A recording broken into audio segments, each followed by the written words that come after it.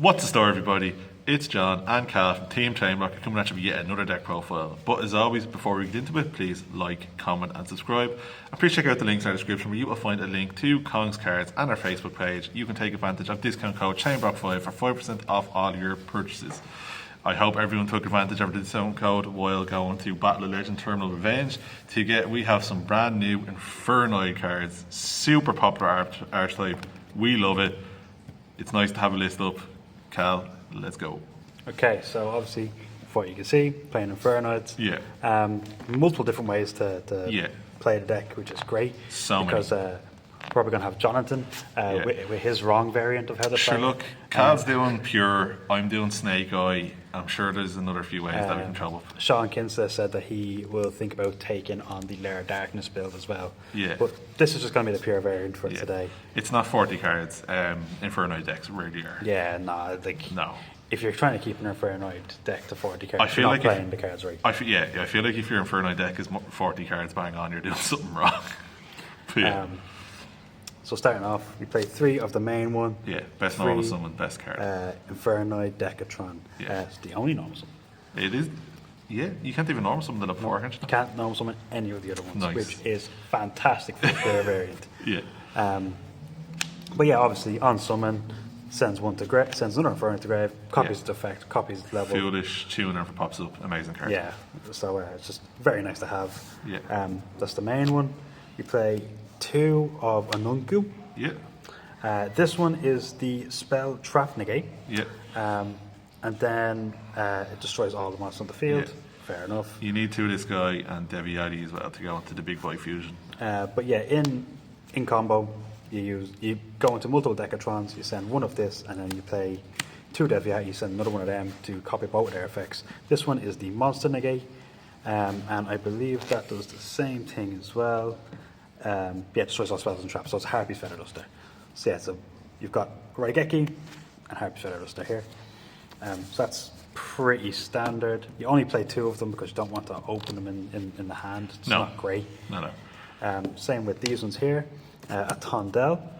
Yeah. So this one is the attack twice, and anyone who hasn't read Infernoids before, they also have the mutual effect to tribute monster, target card, Hunt's Graveyard, and banish it. Yeah. Which is very good in a format like this where Graveyard is like everything. If you get rid of a Flamberge. Like you can get rid of the Flamberge, you can get rid of the Promethean Princess for their follow-up, you can get rid of the Amblo Whale even, which is very good. So Graveyard's very good this format, and also Fire is like the best attribute for the past 2 formats. Yeah, fair. So being able to use this, also it can make 2 attacks as well if it destroys a monster by battle. So 2 of that one as well. You have 2 of Sights of Mass. Yeah, general consensus, a lot of people think this is the best one. Yeah, I heard people saying that. Yeah.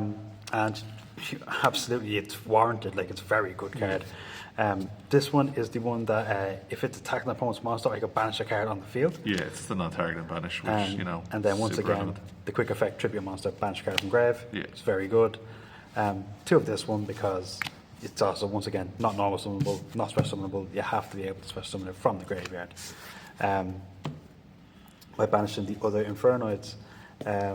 Double Sujette. Yep. This one is a pretty good one.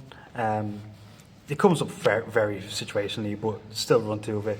If it declares an attack, you banish a monster from my opponent's extra deck, which is pretty good. Yeah. But the only issue is it's their choice. That's why it's so situational. And then obviously the tribute, banishing the grave. You play 2 Piatti. Yeah, good card. This one is the one that sends a random card from my opponent's hand to grave, so it's basically a hand rip. Yeah. Once again, they choose it. They choose it, and then you tribute it, banish from grave. You play 1 of the level 4. This one is a MST. Yeah. You play 2 of the level 3.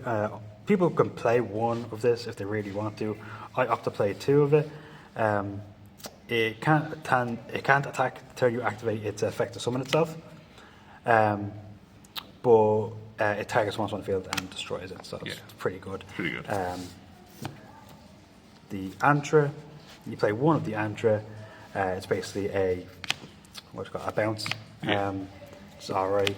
And then the level 1, which is this is the target set card destroyer. Yeah. But yeah, so the general consensus is when you're playing this deck is the low level ones you play lower quantities of, except for this is the one exception. And then usually 2 of the big and ones. then 2 of the big ones. 2 of the ones that aren't level 4, because they're all the ones that kind of special summon themselves and have the better effects. Cool. We play 3 copies of Void Reignition. This card is busted. It's pretty good. It's so good. So basically, if you haven't read this card, it's a reveal of a Void spell or trap or an Infernoid monster, and you basically just card destruction yourself. Yeah. And then if it's in the graveyard, it can banish itself and return up to 11, is it? I think it's up to 11. Yeah. Up to 11 of They your banished Infernoids. They did one for each name, yeah. Yeah. So yeah, up to 11 Infernos with different names, and then just put them back into the graveyard, which is very, very good. Yeah. Void Imagination. So this one, this is kind of the key one. This is arguably the best card in the deck, bar the level 1 Decatron. Yeah. So basically, this one is while it's on the field, any of your Inferno cards that are level 2 or higher become level 1. Yeah. And then also, it's a quick effect. No, it's not a quick effect. Sorry, it's tribute itself from the field to fusion summon. Use monsters from your field or hand as materials. Because you have to be careful, because most of the Infernoids have a restriction where you can't have a certain amount of levels on the field. I think they're all restricted to. Is it 8 or anything- lower? Yeah, it's 8 or lower. Yeah, I think. so this just sorts that problem. Also, Link monsters sort that problem, but yeah, it's a great card. Yeah, it's great, especially when if you end up sending stacks them to the graveyard and having this up, you can just spam the board with multiple interruptions. No, you can have a full board of Infernoids with this up. Your opponent can't do anything about it. Then you have 3 of the Void Vanishment. Yeah. So Void Vanishment is a continuous spell just like this one, except you can discard a card to add a Void spell or trap from deck to hand. Yeah. And then if an Inferno monster I control battles an opponent's monster after damage calculation, you can send this card to the graveyard and then banish both the monsters. Yeah, pretty good. Which is great because it still plays into your new Reignition spell, so you can just recycle it back again if you really want to. So unlike all the Void cards, the best part of them is usually the first line of text, and what makes the Snake Wave variant pretty good is you can just send them afterwards. Like so much versatility. And then one of the new continuous one. Yeah. This is they gain 100 attack for each of the banished Infernoids that I have, so it's okay for which that. could be a lot. And if I control no monsters, or all the monsters I control are fiends, I can activate one of these effects. Just fiends? That's Inferno monsters, or if I control no monsters. Oh, that's good. If you can add 1 banished Infernoid from your to your hand, cool. Which is great, or special summon an Inferno monster from the hand ignoring the summoning conditions. Yeah. Which is great because they all say they cannot be normal summoned. Yeah, they all say it. They have to be special summoned from the graveyard by banishing a certain amount of Inferno monsters. So just being able to bypass that is great. And then 3 of Void Feast, which is send a Void spell or trap from the hand of face the field to the graveyard. Special summon 3 Inferno monsters from your deck whose totals levels equal exactly 8. Yeah. Ignoring the summoning conditions, which is really, really good. It's an insane card. So, as we said, this is your pure list, so we're maxing out on the feast. And also, the fact that it says up to 3 is great, because you can just summon the 1 level 8 one that's cracked. Yeah. And then you're grand then. And then when it hits the board, it won't be level 8 anymore because of Void Imagination. It'll be level 1. Or 2, is it? 1. 1. Yeah. And then, because it's the pure variant, we have to play all the goodies. The 1 copy of Reasoning, the 1 copy of Monster Gate, the 1 copy of 1-for-1, the 1 copy of Instant Fusion, and the 1 copy of Card Destruction. Yeah. As it stands right now, this card is insane. Is nuts. Considering the new Fusion monster level 1, it's so good. And then Card Destruction, discarding your whole hand, just fielding yourself for extra plays.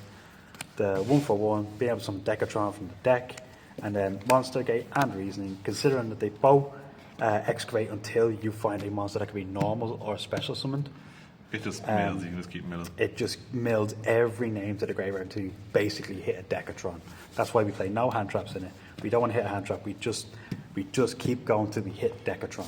So, a good thing to note as well, they were all normal spells, so, the Trusts is also just super.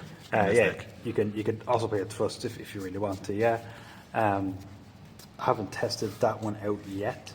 Yeah. But getting into the extra deck, we play one copy of Star Slayer Typhon.